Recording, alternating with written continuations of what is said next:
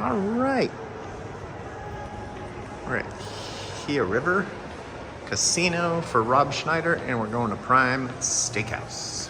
All right, so first to greet us, we have some bubbles. And you gotta find the little area that's off to the side, and then you take the elevator up to the 11th floor. All right, pool. There is a Sheraton here. We were gonna stay the night, but the little puppy dog is home alone. And but look at the sunset here. I can't even wait to see what the restaurant looks like up here. We looked at it before, but check out the view here. Sunsets are the best in Arizona, hands down. Look at that. This is gonna be a great night. All right, going with the Chateauneuf de Pop, Jean-Luc Cologne, and the burrata, no bread. They don't have gluten-free here, but this looks good anyways. Wow.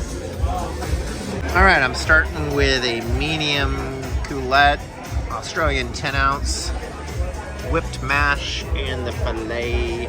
Ooh, that looks good. The wine is drinking fantastic, by the way. And the burrata with the raisins was delicious.